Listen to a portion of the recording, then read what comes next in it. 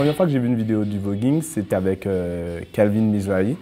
Et on n'y connaissait rien du tout. On voulait exercer le vogue, mais du coup, à cette période, on était en Martinique. Du coup, j'ai vraiment dû attendre quand je suis arrivé en France pour vraiment, entre guillemets, pas comprendre, mais connaître un peu plus le vogue.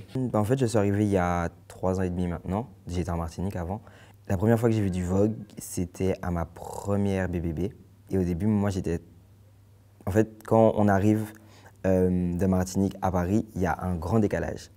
Et donc, à partir de là, moi, j'ai vu des gens se jeter par terre, des folles, des trans, des drags. Et moi, j'étais pas choqué, mais dans un coin de ma tête, c'était vraiment trop pour moi. Et après, j'ai fait la connaissance de Kitana, qui est devenue ma game mother. Donc, en fait, au fur et à mesure, c'est quelque chose qui s'est fait au fur et à mesure.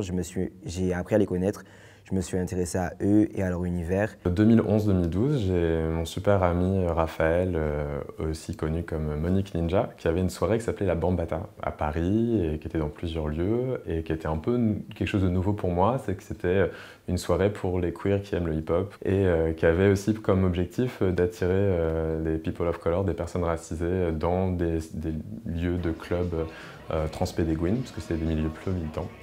Et c'est à ce moment-là que j'ai rencontré plusieurs danseurs qui évoluaient, eux, plutôt dans le milieu du voguing, mais sans vraiment comprendre le lien avec la ballroom scene. Et c'est que quelques mois plus tard qu'on m'avait emmené à une soirée organisée par Tequila Tex pour Boiler Room, où là, il y avait des vogueurs partout, et où j'ai commencé à danser avec eux, et où quelques semaines plus tard, je suis allé assister à mes premiers balls. Mon parcours a continué avec Kitana, je ne sais pas par quel miracle.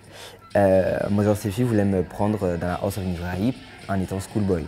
Schoolboy, c'est une catégorie wellness, donc ça veut dire que tu es censé blend, si je veux dire, dans la vie de tous les jours comme un jeune homme hétéro, ce que moi je ne me voyais pas du tout être. Mais au début, c'était ça le projet, c'était d'être twister. Plus je m'entraînais et plus je découvrais une partie de moi que je ne connaissais pas et que je ne connais toujours pas, que je continue à découvrir. Et au final, j'ai commencé en baby vogue. Et dans ma tête, c'était clair et net que être twister, ça ne m'intéressait pas, être schoolboy, ça ne m'intéressait pas, parce que c'était un peu trop proche de ma vraie vie. Et j'estime que la ballroom, c'est censé être un exutoire, c'est censé être quelque chose faire des choses qu'on n'a pas l'habitude de faire. Pour rejoindre la scène, en fait, ça n'a pas été un cap à franchir, ça s'est fait de façon très continue depuis ces soirées. Et petit à petit, il y a un peu l'envie de se dire si je m'essayais à walk un ball un jour.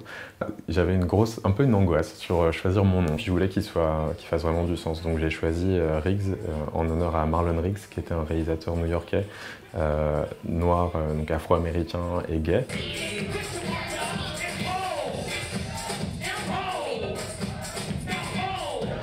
Moi, j'aime beaucoup parler de la Kiki Scene. La Kiki Scene, c'est un mouvement qui est issu de la ballroom scene, en fait.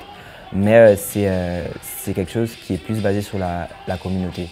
C'est quelque chose qui est plus basé sur le fun, qui est moins politique. On va moins se prendre la tête. Et j'ai ouvert la Kiki House of Mulan, qui est une Kiki House des États-Unis.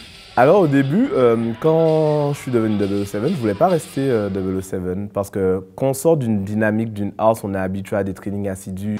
Mais après, je me suis dit, je veux pas intégrer une house pour intégrer une house. Je veux vraiment intégrer une house avec de vraies raisons et me sentir bien par la suite dedans. Donc, je me suis dit, je voulais faire un parcours, me prouver à moi-même que je peux vivre cette culture en fait, sans faire partie d'une house. Et du coup, c'est devenu un objectif en fait. Je voulais voir de quoi j'étais capable en fait, sans avoir le soutien d'une mother ou d'un father, sans avoir le soutien de kids qui vous aident à préparer vos tenues. La culture ballroom, c'est quelque chose qui est vraiment très très riche, beaucoup plus que l'idée qu'on peut s'en faire quand on voit l'image que les médias en donnent, qui regroupe en effet ce qui est très visible, le rapport à la mode, la performance, ces mouvements que tout le monde aime bien résumer à 2 gestes alors que c'est beaucoup plus que ça et qui racontent même une histoire. Mais ça intègre aussi une possibilité de vivre son identité de genre, les différences des corps qui existent.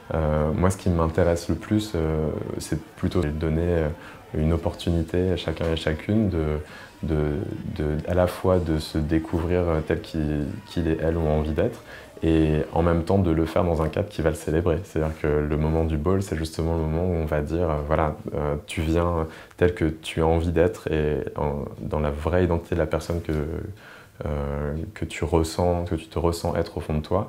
Et en plus, toute la scène va t'applaudir et te féliciter.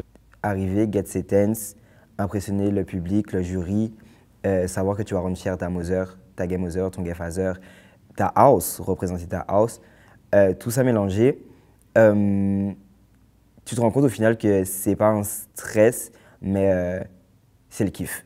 C'est ta petite adrénaline, c'est ta petite dose que tu vas prendre à chaque ball et qui fait que tu reviendras toujours.